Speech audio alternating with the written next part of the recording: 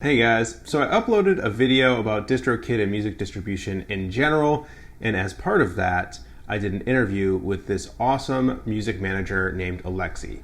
And I figured just since you all were interested in that video that I would upload the full interview with Alexy so that you could just watch it on your own time, and there were segments in the interview that I cut out for the video that were still useful but just didn't quite fit into the video as I had written it. So I figured I would just upload the whole thing and let you all view it as a separate video if you're interested. Thank you to Alexy for participating in the video and for doing this full interview with me. Like this video, subscribe to my channel, let me know if you like videos more like this, the full interview length stuff. I've noticed some of those videos popping off a little bit on my channel, which is kind of cool. In any event, enjoy the full interview with Alexy. All right, Alexy, just give us a quick idea of who you are and why people should listen to you and your place in the music industry right now. So my name's Alexy. I work for a management company called Zoetic Music Management. I'm the co-founder and I head up like the marketing side of it and the day-to-day aspects.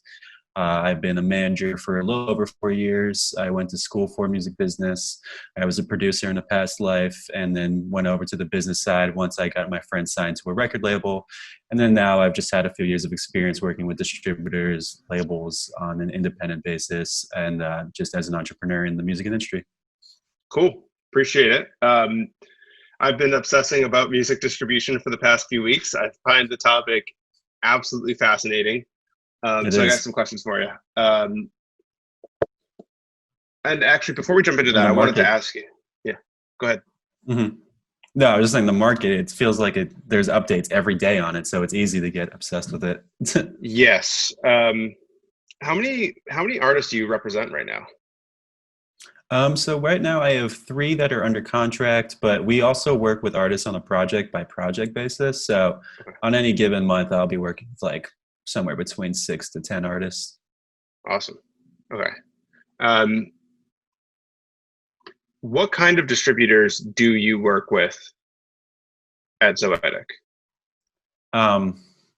So I work with a couple. I've like our management company, our direct distribution that we like to use is through DistroKid.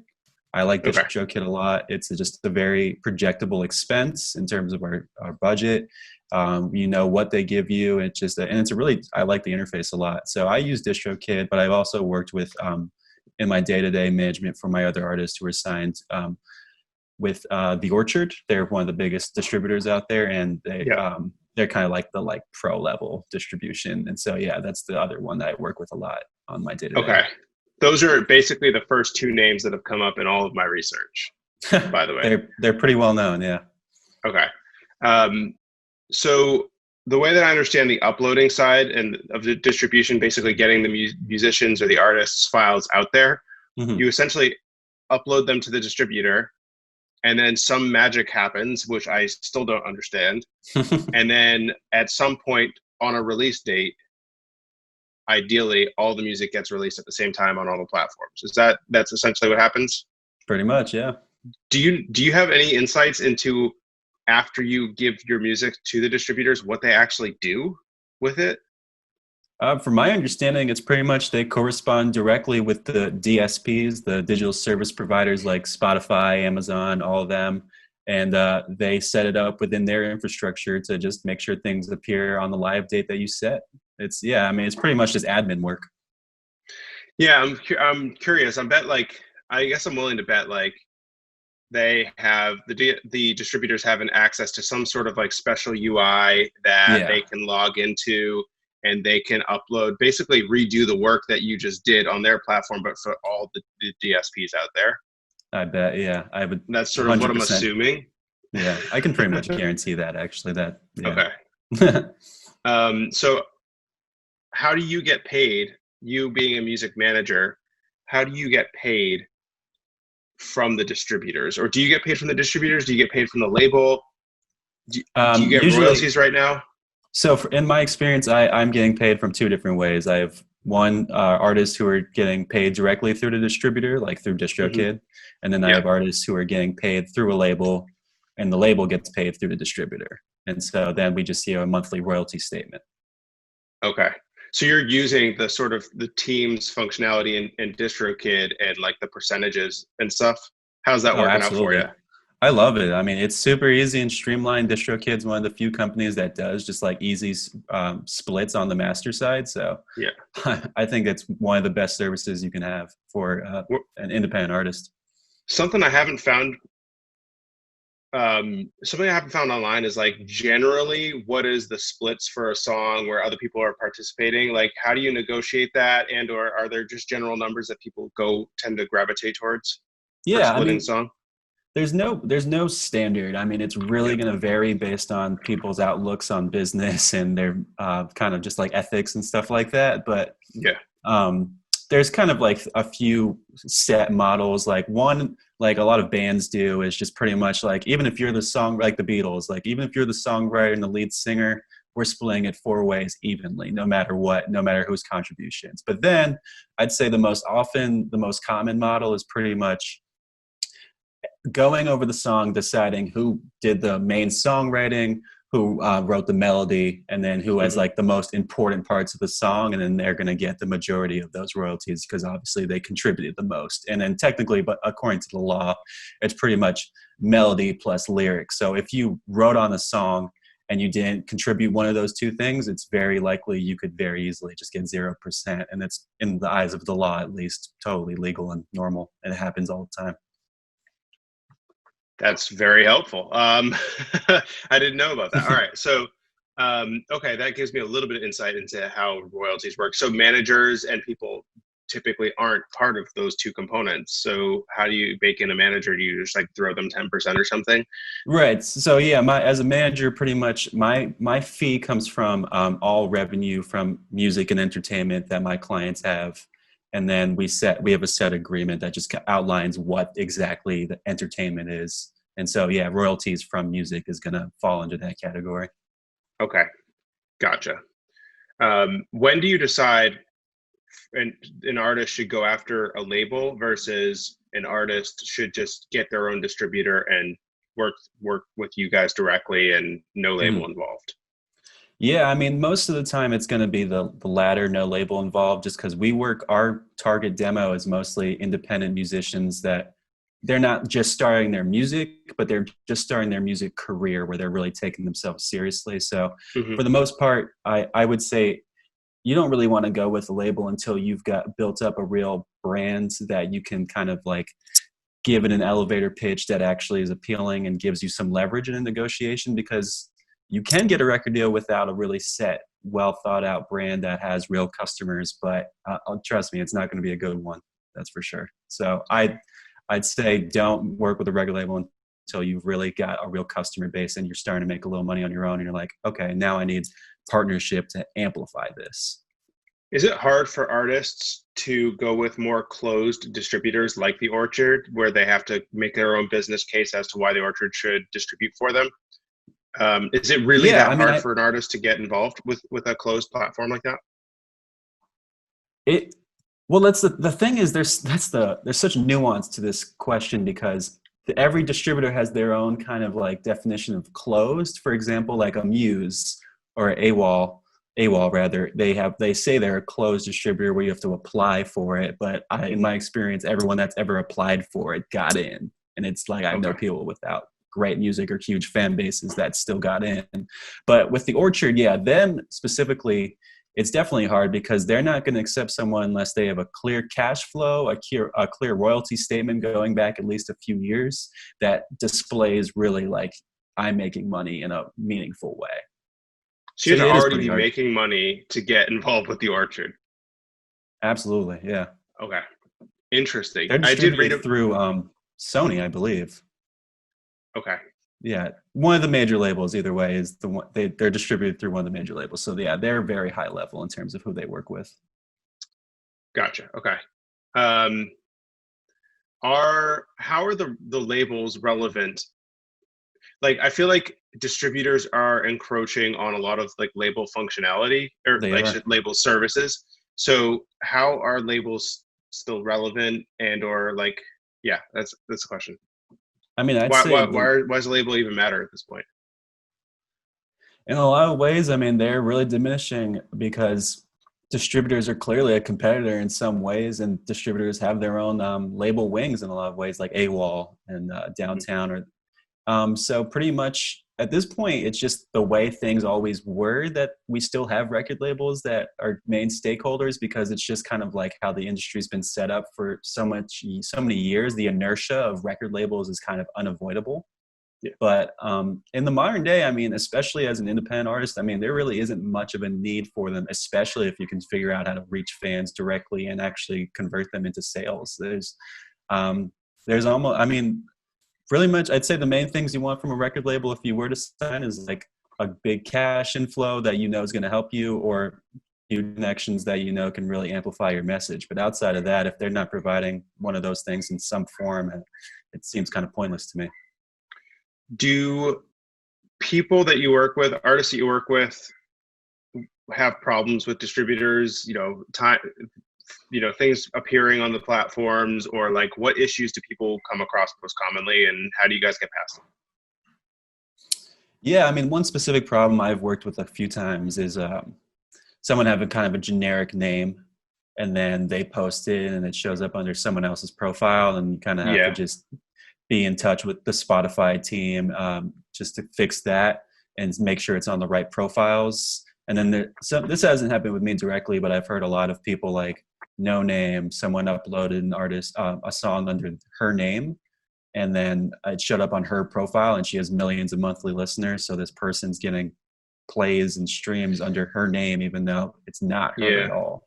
So there's definitely a lot of, and then copyright issues. Sometimes people will upload a song, they'll steal it from YouTube and upload to Spotify, then claim the copyright on it, and then Spotify just immediately defers to the person that uploaded it first, pretty much. So yeah, there's definitely a lot of things that can get iffy with distributors, because it's such an automated platform that for things to be individualized is really hard. Mm-hmm. Okay. If I can think from a technology standpoint how to solve those problems, but I won't get into that. I think it's funny. I think it's funny that it could definitely be fixed. Right. I just think it's funny that they're using the literal artist's name as the unique identifier, essentially. Right. It's a joke. That is lazy. Funny. Yeah, that is funny. In any event, all right. So when an artist is ready to release a project or preparing to release, they gather the album files, the music, the cover art, the lyrics, all these files. You aggregate them and you put them on DistroKid or the Orchard. Like, and how tough is it to? You froze up in the beginning part. Yeah. You said at the beginning, who? Yeah, go ahead. Yeah. So an artist is ready to release a project, or they're preparing to release a project, and they compile all their songs, they compile their album artwork, their lyrics, all separate files, right? And then they transfer them to you, and then you upload them to the platform. How tough is it really to manage all of these files? Like, is that a huge undertaking, or is that just a small part of what you do? Well, first off, yeah, that's definitely the process for the most part. Is pretty much they get the files and send it over to me. But as a manager, a big part of my job is the administration of making sure those files are in one place. Mm-hmm. And I think that's actually one of the most slept on headaches for an artist or anyone handling an artist's career, is that getting all of those things in one place, making sure that you're corresponding with all the relevant stakeholders in an artist's career. It takes a lot of administration and time, whether it's like hitting up the cover art guy and making sure he's like sending you the edits, whether it's the music video person and making sure that it's all in like one drive link or one place where the artist can access it, the label can access it, I can access it. It definitely is a thing that you don't want to be doing a few days before the release. You need to have that ready like a month out at least. Okay, gotcha. And then once you actually get the files uploaded to the distributor, you're kind of set from there. Like, you don't have to worry too much about it from that point. Just back up. From there it's kind of out your hands. What things do people not understand about distributors commonly that you come across over and over?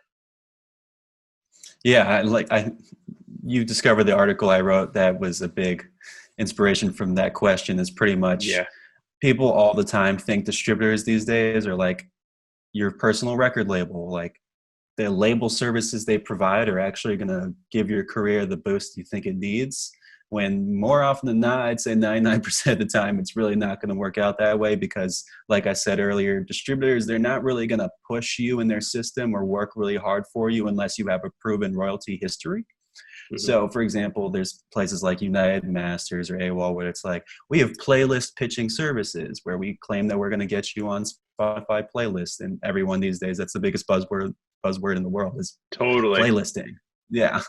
So you just stop. I'd say if you're signing up for DistroKid or anything, just like as an artist who's just starting their career, don't expect them to get you on a big playlist because that's not what they're there for. Their job first and foremost is just get your music on a DSP, and then from there they feel like they've done their job.